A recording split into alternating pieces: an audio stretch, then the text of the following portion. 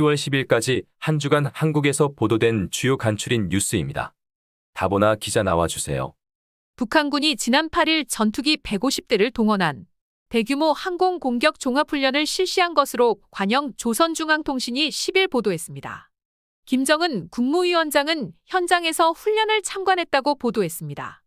중앙통신은 조선인민군 전선 장거리 포병 구분대들과 공군 비행대들의 화력 타격 훈련이 10월 6일과 8일에 진행됐다면서 김정은의 참관 사실을 전했습니다. 통신은 6일 조선인민군 서부전선 장거리 포병 구분대들과 서부지구 공군 비행대들의 합동 타격 훈련이 진행됐다며 훈련은 적 군사기지를 모의한 섬 목표에 대한 공군 비행대들의 중거리 공중대 지상 유도폭탄 및 순항미사일 타격과 각종 근접습격 및 폭격 비행 임무를 수행한 데 이어 전선 장거리 포병 구분대들의 순차별 화력 타격을 가하는 방법으로 진행됐다고 전했습니다. 또 8일 조선 동해에 재진입한 미 해군 항공모함을 포함한 연합군 해군의 해상연합 기동훈련이 감행되고 있는 정세 배경하에서 사상 처음으로 150여 대의 각종 전투기들을 동시 출격시킨 조선인민군 공군의 대규모 항공공격 종합훈련이 진행됐다고 보도했습니다. 또 이날 밤 적작전 비행장 타격을 모의한 전선 동부지구 장거리 포병 구분대들의 대집중 화력 타격 훈련이 진행되었으며 제시된 전투 정황에서의 신속 대응 능력과 군사적 위력, 무기 체계들의 전투적 성능을 다시 한번 확증했다고 강조했습니다. 유엔 제재하에 있는 북한이 어느 누가 이러한 규모의 훈련을 할 수 있도록 자금을 지원해줬는지 윤석열 정권은 반드시 밝혀야 하겠습니다. 북한의 미사일 도발이 이어지면서 정치권을 중심으로 미군의 핵 공유를 비롯한 대략을 전면적으로 재검토해야 한다는 주장이 나오고 있습니다. 홍준표 대구시장은 페이스북의 대북 핵전략을 전면 재검토해야 할 시점이라면서 국가안보는 입으로만 외치는 평화가 아니고 철저하게 군사 균형을 통한 무장 평화가 되어야 한다고 밝혔습니다. 최근 핵무장에 대한 주장이 나오는 것은 미국의 해구산 실행력을 확보하는 것이 절실하지만 한미 동맹을 기반으로 가동되는 해구산에 대한 의심의 시선이 늘고 있기 때문입니다. 최근 미국이 자국 내 생산 전기차에 대해서만 보조금을 지급하는 인플레이션 감축법 IRA를 발효하는 등 경제 분야에서 미국 우선주의 태도를 보이는 점도 한미동맹에 대한 신뢰를 떨어뜨리는 요인입니다.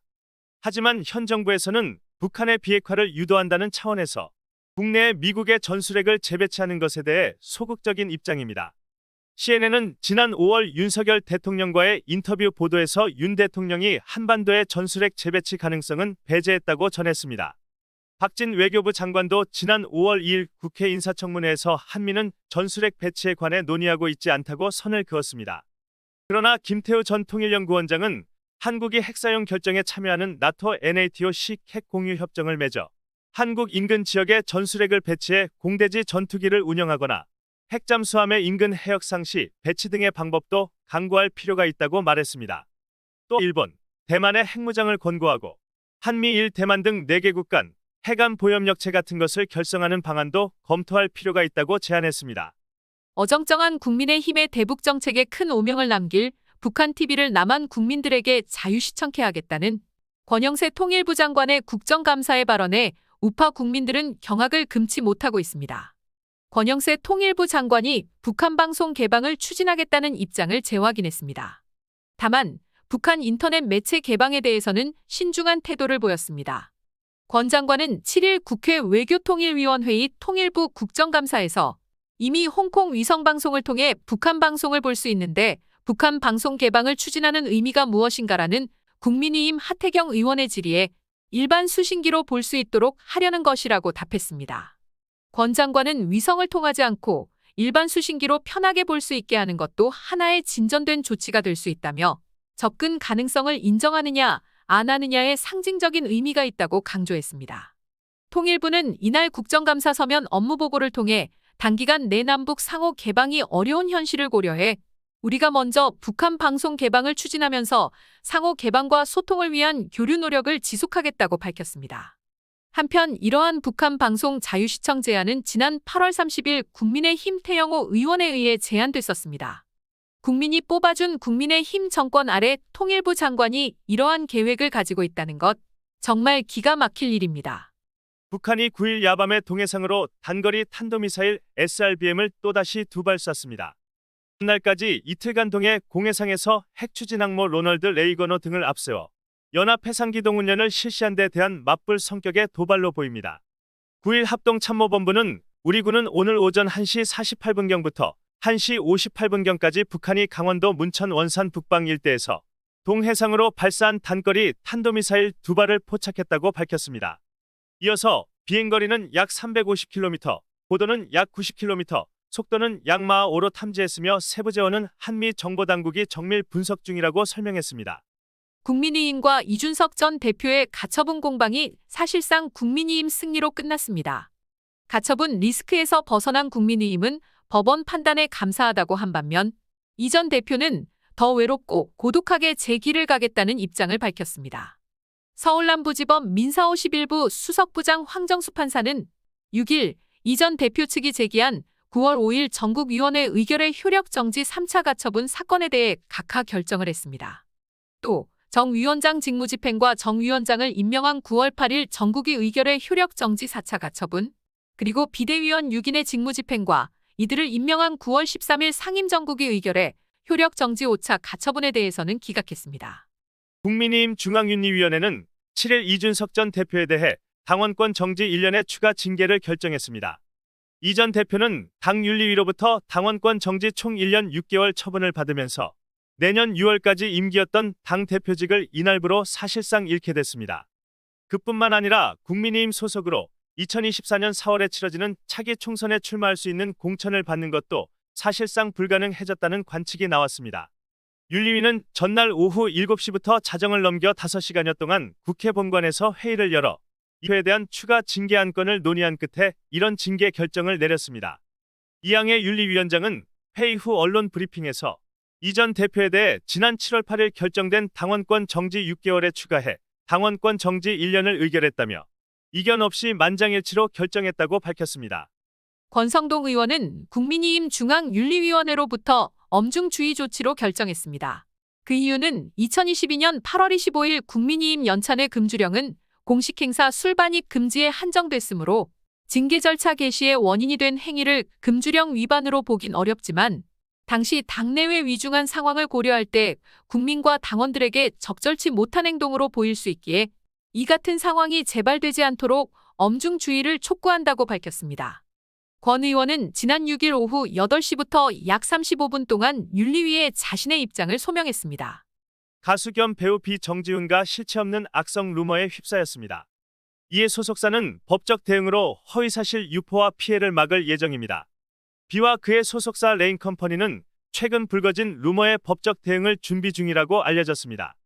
한 측근은 악성 루머와 관련 사실무근임을 강조했습니다. 이어 이 관계자는 대응을 안 하려고 했다. 대화할 가치가 없다고 생각했다. 그러나 법적 대응할 것이다. 현재 변호사가 진행 예정이라고 조심스럽게 답했습니다. 배우이자 영화배우 김태희의 남편인 비와 불륜설에 휩싸인 프로골프 선수 27세 박결양은 번호도 모른다고 밝혔다고 조선일보가 보도했습니다. 박결은 6일 자신의 인스타그램을 통해 어이가 없다며 몇 년 전에 스폰서 행사에서 본 게 다인데 번호도 모르는데라는 글을 올렸습니다. 이어 나쁜 사람들 닮지는 않았지만 비교해줘서 고마웠는데 이런 말도 안 되는 일이 생기다니라고 했습니다.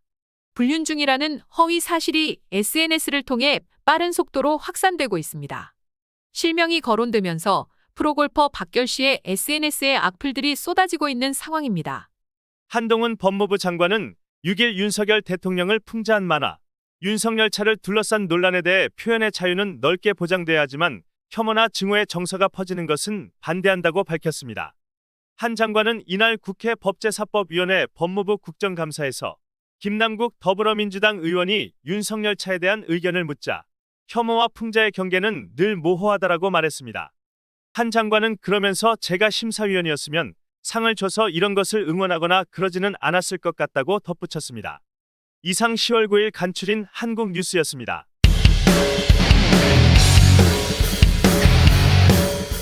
날로 천정 모르게 오르고 있는 유가가 상승세로 올라가고 있는 가운데 오펙 플러스의 대규모 감산 소식이 전해지고 있습니다. 우선 사우디에서는 매일 200만 배럴을 감산하겠다는 통보를 하고 있습니다. 이에 따라 세계적인 유류 가격을 정확히 전망하는 매체로부터 국제유가가 강세장이 수년간 지속될 것이란 전망이 나왔습니다. 만약 이렇게 국제유가가 계속 상승한다면 소비자들은 1갤런당 10불까지도 감수해야만 될 날이 곧 찾아올 수 있을 것 같습니다. 이승주 기자가 전해드립니다. 6일 현지 시간 CNBC에 따르면 나인포인트 파트너스는 석유 수요가 향후 10년 동안 계속 증가할 것이라며 석유 공급이 수요를 따라잡지 못하면서 서부 텍사스산 원유 가격이 2년 안에 배럴당 150달러를 돌파하게 될 것이라고 전했습니다. 이날 에릭 너털 나인포인트 파트너스 수석 전략가는 국제유가 강세장이 최소 6년간 지속될 것으로 전망했습니다. 그는 재작년 팬데믹이 정점에 달했을 때 세계 하루 평균 석유 소비량은 약 9,200만 배럴에 달했는데 경기가 회복되고 있는 상황에서 석유 수요가 계속 늘어날 수밖에 없을 것이라고 진단했습니다. 이외에도 최근 미국 셰일 기업들의 석유 생산량도 줄어들면서 앞으로 수요와 공급 사이에 더 큰 격차가 벌어질 것이라며 경기 침체 여부와 관계없이 WTI 가격이 올해 말에는 배럴당 100달러를 넘어서고 2024년까지는 150달러를 돌파하게 될 것으로 전망했습니다. 이러한 배럴당 가격이 형성된다면 미국 국민들은 1갤런당 10달러까지 지불해야만 한다고 전망하고 있습니다.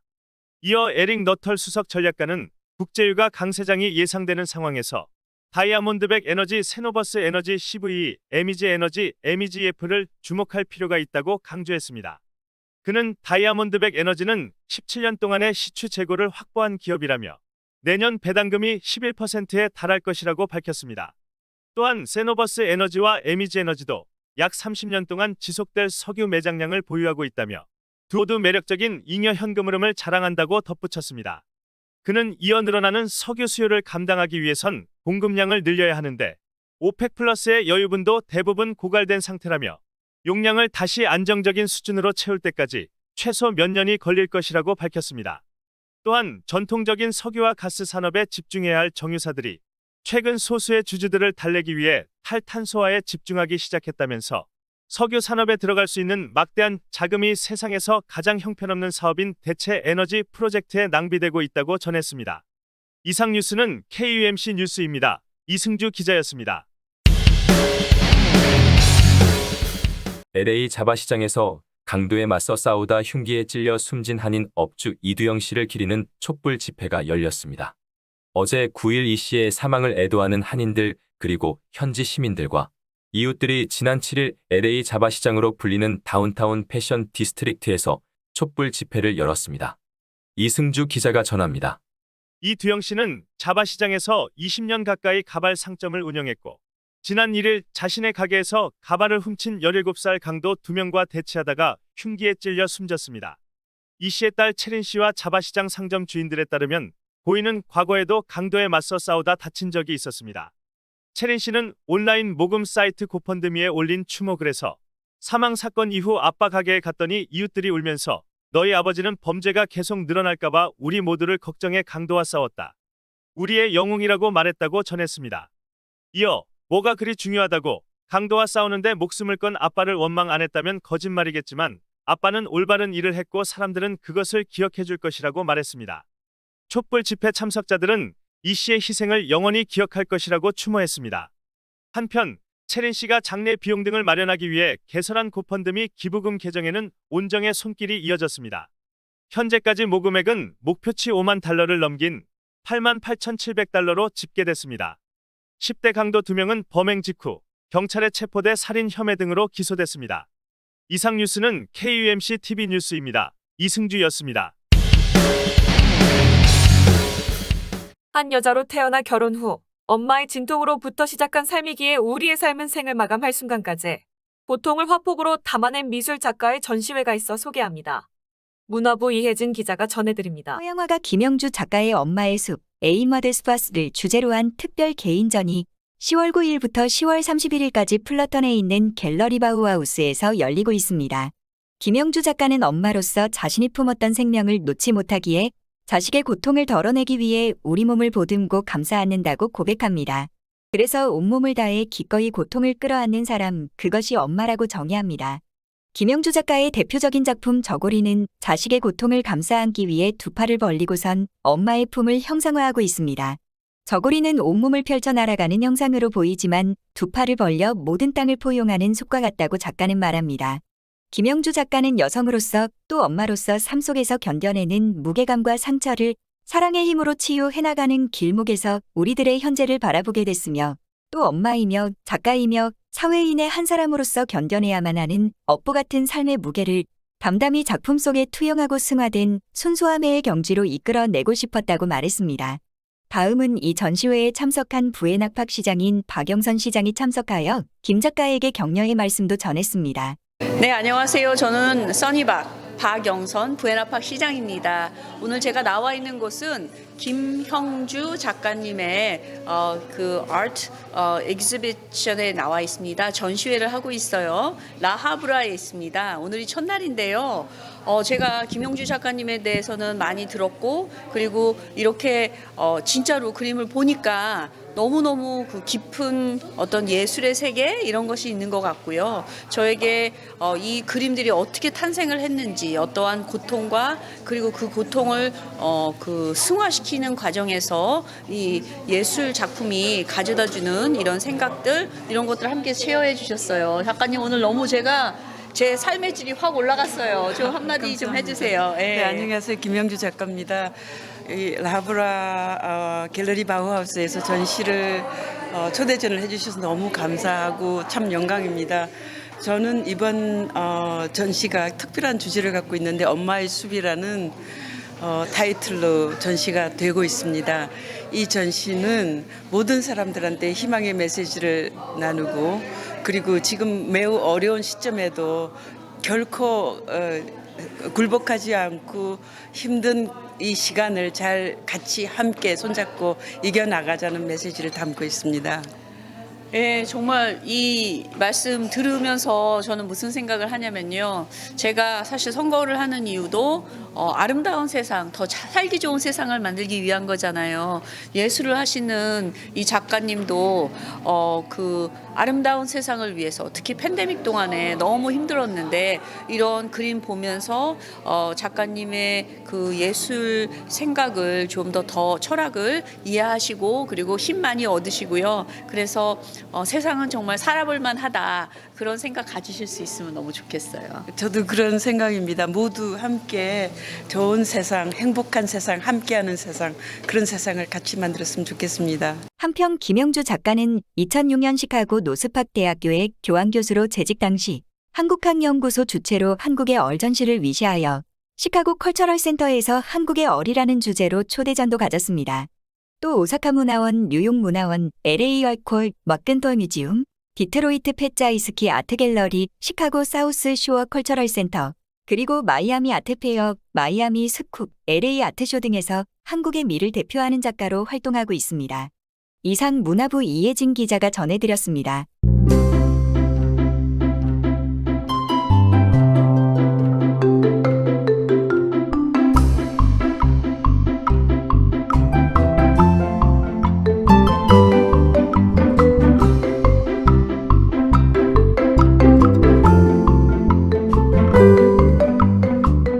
다음은 공지사항입니다. 국군포로 송환위원회 회장 정용봉 박사가 향년 95세로 별세했습니다. 정용봉 박사는 6일 새벽 4시 45분경 시더스 사이나이 병원에서 별세했습니다. LA 한인타운 내분향소는 10월 11일 화요일부터 13일 목요일까지 3일간이며 장소는 685샬프에서 있는 LA 한국교육원강당에 마련된다고 합니다. 시간은 오전 11시부터 오후 4시 사이 분향소를 방문 가능하다고 합니다. 한편 장례 일정은 추후 발표될 예정입니다. 자세한 문의는 213-389-1536이나 714-717-1121로 연락하시면 됩니다.